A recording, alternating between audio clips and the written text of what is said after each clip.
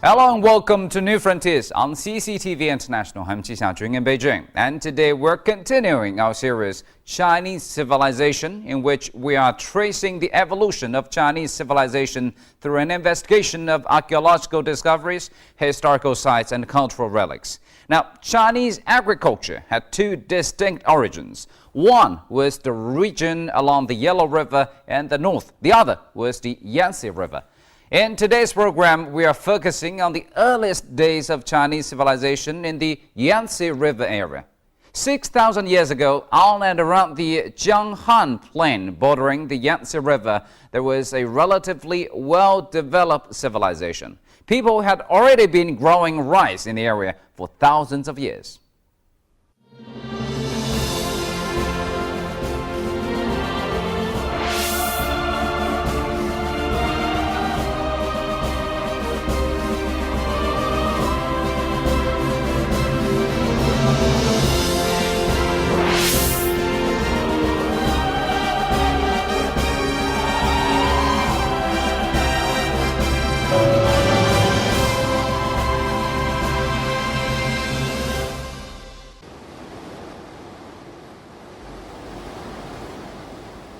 Beginning from 5,000 years ago, when the Yellow River gave birth to Yan Di, or the Yan Emperor, and Huang Di, the Yellow Emperor, the two greatest heroes in Chinese antiquity, people in this land started to call themselves Chinese.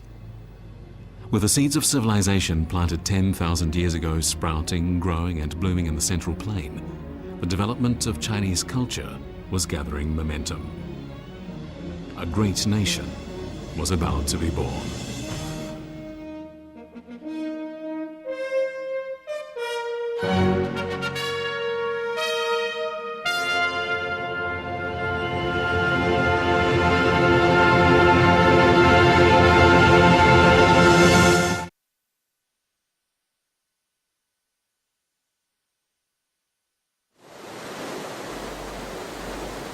By 6,000 years ago, around the Jianghan Plain in the Yangtze River area, culture was already fairly well developed, as can be seen from the beautiful pottery cups, bowls, and pots produced.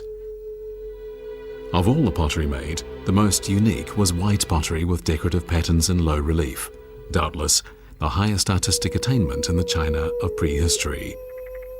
People had already begun to grow rice several thousand years before, and of course, rice remains an important crop to the present day.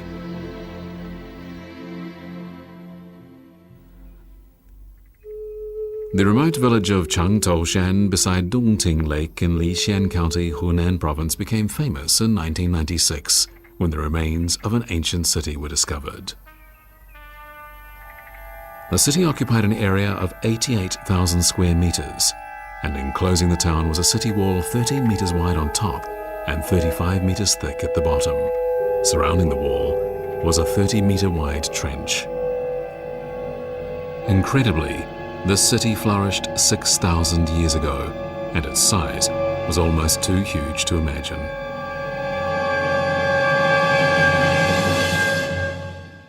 这种城市的出现，应该是文明化非常明显的一个标志。而这个标志，我们过去都不敢想象。我们以前以为是夏商周这个时候才有城，结果是在史前，在夏商周以前。你比如陈斗山吧，陈斗山是公元前4000年左右，它就有城了，也就是离开现在6000多年。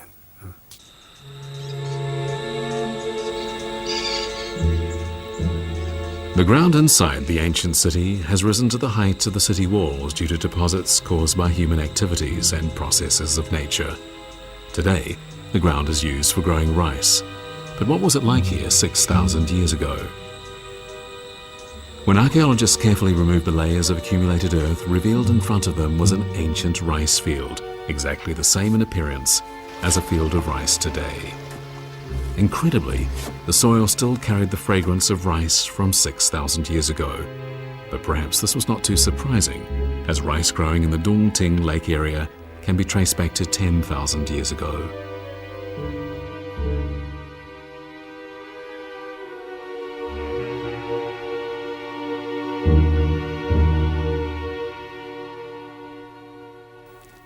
这个最近2年，我跟美国哈佛大学的一个考古队合作，在那里又发现了几粒稻子，这个是正儿八经的稻子。这种稻子呢，又像野生稻，又像栽培稻，这就证明是刚刚开始驯化的。这个刚刚栽培没多久的，那你不是找起源吗？这就是起源的时间。什么年代呢？公元前1万多年，不可能再早了。世界上没有一个地方的农作物有找得这么早的。But rice was not only available in the middle reaches of the Yangtze. About 7,000 years ago, a group of people had arrived at a point further down the river in Hemudu, Yuyao County, Zhejiang Province, and they became the first settlers in this area.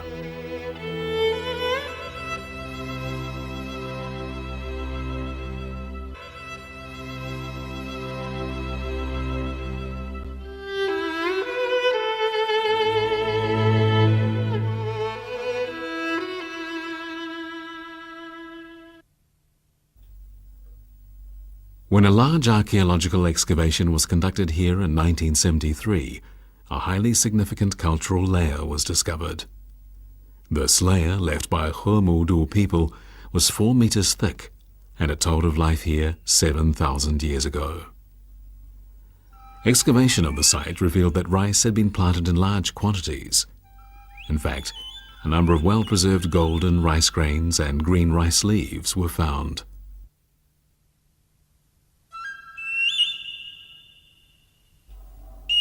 From what they examined, archaeologists were able to determine the quantity of rice that had been stored in this place, 120 tons, enough to feed 500 people for a year.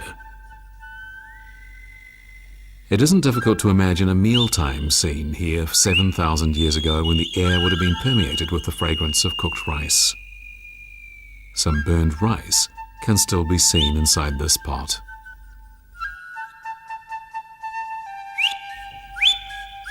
Besides farming rice, Hemudu people kept pigs and cattle and grew a wide leaf plant as a vegetable. But Hemudu people were not only agricultural.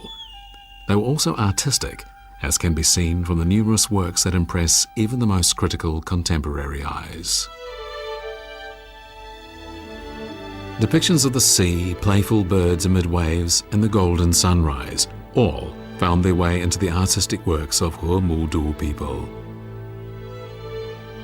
This ivory carving features the rising sun on each side and 2 birds looking at each other, the first phoenixes to take to the Chinese sky.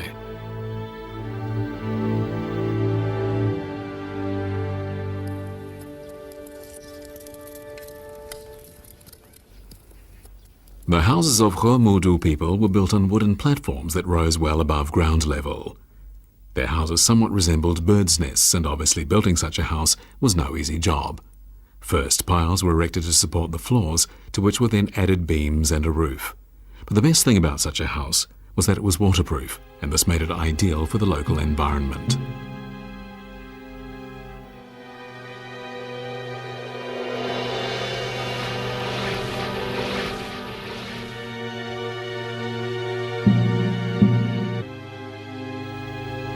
It seems incredible, but 7,000 years ago, craftsmen in Hemudu were using wooden brackets in house construction, and they were using very advanced joining techniques when laying floors.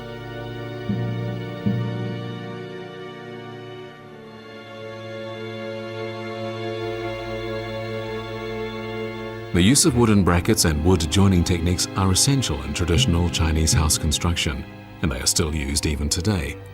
But the revelation that Hemudu people invented them during the Stone Age before the discovery and use of metals is astonishing.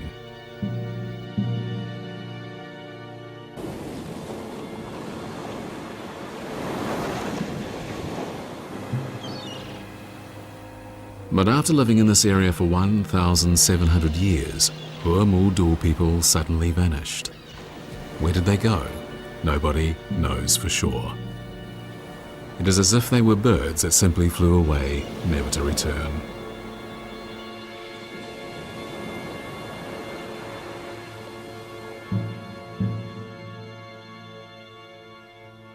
中国文明就是独立发生，是一个强势文明，而且一直传承到现在，没有中断。世界上没有第二个文明是这样的，没有第二个文明有这样强势，没有第二个文明没有中断。It was strange that the Hemudu people, having spent 1,700 years attaining a relatively advanced state of civilization, should suddenly have vanished. Within a few centuries, a new culture called Liangzhu began to develop in the area, and it would give rise to a brilliant jade culture. It is a day 5,000 years ago, and a ceremonial funeral is in progress.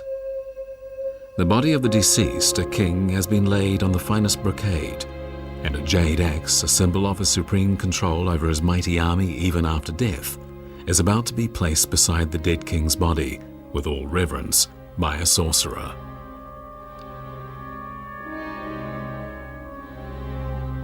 But yet more jade objects will be added, among them an object used to communicate with heaven, known as a tung, the presence of which beside the king indicates that he is the sorcerer of sorcerers. All the jade objects are intended to enable the king to continue his life of luxury in the other world, but rather than a ceremony to bury the king, this is a ceremony to make him immortal.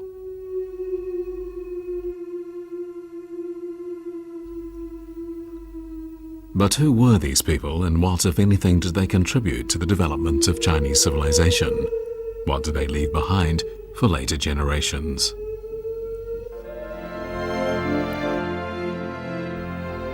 It has always been known that the area comprising the lower reaches of the Yangtze River has an abundance of lakes, and that this makes it a paradise on earth. But for archaeologists, it is what lies under this paradise